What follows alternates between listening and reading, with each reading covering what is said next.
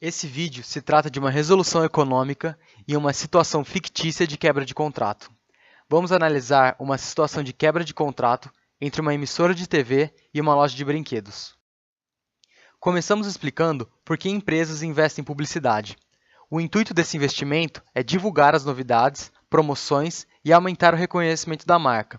Com isso, espera-se que as vendas aumentem e, consequentemente, o lucro. No nosso caso, temos a David Network, uma emissora de TV, e a Saurin Toys, uma loja de brinquedos. A David Network é uma empresa de TV de canal aberto, com alto número de audiência e diversos períodos do dia. Essa está entre as 5 melhores emissoras e atinge todas as regiões do Brasil.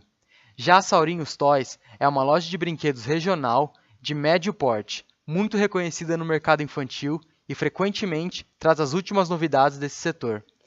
Essa empresa tem como missão estar presente em todas as regiões do Brasil. No nosso caso, a Saurin Toys recebeu uma oferta da David Network para uma gravação de uma mini matéria que abordaria informações gerais da empresa.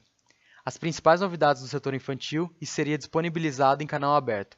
A princípio, tal oferta seria atraente para ambos os lados, pois a Saurin Toys se beneficiaria pelo aumento de seu market share, possibilitando um maior reconhecimento de sua loja no Brasil.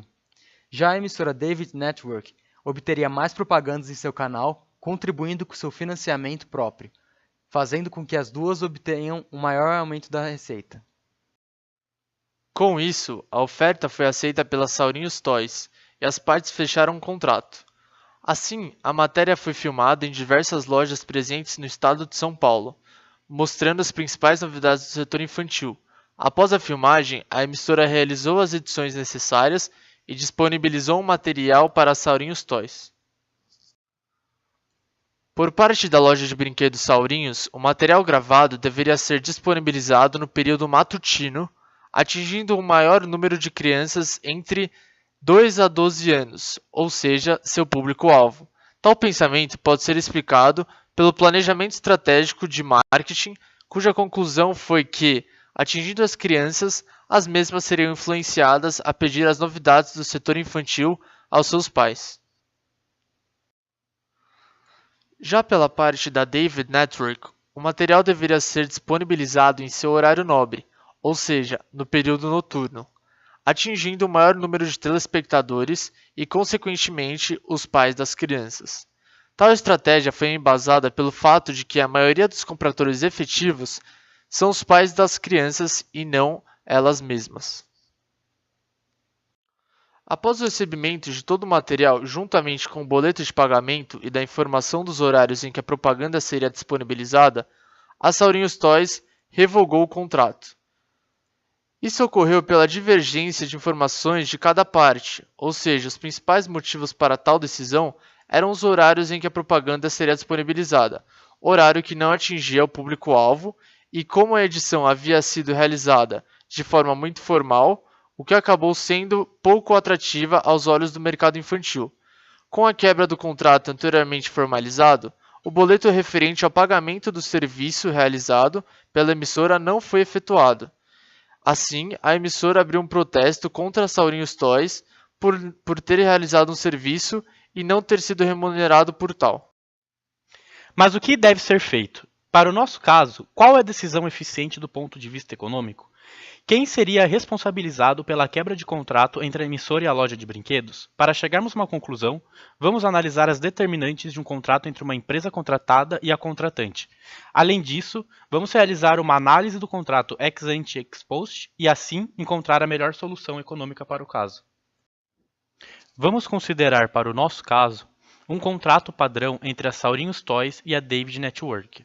No contrato, era definido que uma parte, a David Network, gravaria uma propaganda da empresa de brinquedos, editaria e transmitiria em seu canal. Além disso, já era definido a duração, frequência e dias da semana que a propaganda seria transmitida. Por outro lado, a Saurin Toys teria como compromisso pagar a emissora apenas após a primeira exibição, tendo como cláusula que o contrato poderá ser rescindido se uma das partes quebrar com as cláusulas definidas anteriormente ao acordo. Com esses elementos, vamos para uma análise ex ante do contrato. Para dar início à nossa análise, devemos pensar que existem riscos quando duas partes negociam sobre a transferência de um direito de utilizar-se de um serviço. Esses riscos podem aparecer da não cooperação de uma das partes, o que faz com que o payoff da outra parte diminua. Disso, existe a necessidade de algum mecanismo de incentivo que faça com que as duas partes cooperem, para que assim gere um resultado eficiente para a economia como um todo. Além disso, é necessário um meio que contemple um elemento que force o cumprimento de deveres fundamentais, os quais foram acordados entre as partes. Esse meio é o contrato, que se baseia no enforcement, o qual estabelece as obrigações e benefícios que foram tratados entre as partes. Mas, como os agentes possuem racionalidade limitada, normalmente os contratos não possuem todas as obrigações e riscos possíveis para o cumprimento integral desse contrato. Ou seja, existem lacunas, que podem levar um dos agentes a quebrar o contrato. Uma das causas das lacunas seria o custo de oportunidade, de tempo e bem-estar. Na hora da negociação, seria muito custoso colocar cláusulas que se referem a eventos que têm probabilidade muito baixa de ocorrer. Além disso, outra das lacunas é a assimetria de informação. Essa envolve a seleção adversa, problema de agência e risco moral. A seleção adversa ocorre quando alguém seleciona um bem ou serviço, mas não era o que ele esperava. O problema de agência consiste no conflito de interesse entre acionistas e gestores, e no nosso caso específico, trataremos do risco moral. O risco moral existe quando a probabilidade de perda depende das ações do agente que não podem ser observadas pelo principal. No nosso caso, a Saurinhos Toys tem a informação que seu público-alvo são crianças, as quais assistem mais televisão pela manhã. Portanto, é mais eficaz a propaganda da loja de brinquedos passar na parte da manhã para atingir crianças que assim vão pedir brinquedos aos seus pais, do que passar para os próprios pais durante o horário nobre da TV. Ao não passar a informação de preferência de horário para a emissora, a Saurinhos Toys gerou um fator que culminou na quebra de contrato, ocasionando uma perda de receita prevista pela emissora, caracterizando assim o risco moral. Agora, na nossa análise ex post, vamos analisar quem arcará com os custos e riscos de rompimento do contrato, ou seja, qual parte teria menores custos de arcar com os riscos que não estavam previstos no contrato. Isso define o conceito de tomador de risco eficiente. Existem dois tipos de barganha: a barganha efetiva, que verifica os termos negociados pelas partes, e a barganha hipotética, que é necessária para entender quem é o tomador de risco eficiente. A barganha hipotética seria o acordo firmado caso todo o risco relevante fosse contemplado no contrato, ou seja, a negociação que ocorreria entre as partes se não houvesse custo de transação, isso é, a análise normativa de Coase.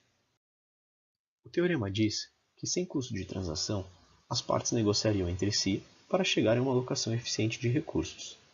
Caso as partes pudessem prever algo desse tipo, quais medidas a Davis Network poderia ter utilizado para evitar esse caso? E quais custos ela teria com essas medidas? E a mesma análise serve para a Saurinhos Toys.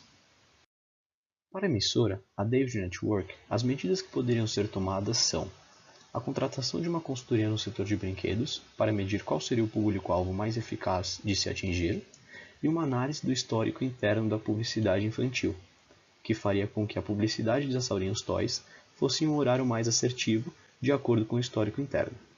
Já para a Saurinhos Toys, a única medida possível a ser tomada é comunicar à emissora sobre o horário específico de seu público-alvo. Como uma das medidas da emissora é contratar a consultoria e pedir autorização para diversos agentes internos para ter acesso ao histórico de publicidades infantis já realizados pela emissora, essa teria custos financeiros de transação maiores para tomar as medidas. Então a Saurinhos Toys é considerada tomadora de risco eficiente, pois teria o menor custo para evitar a quebra de contrato. Assim, a solução econômica eficiente seria que a Saurinhos Toys, a qual tem o menor custo de prevenção, pague integralmente pelo serviço e pela multa já prevista no contrato. Obrigado.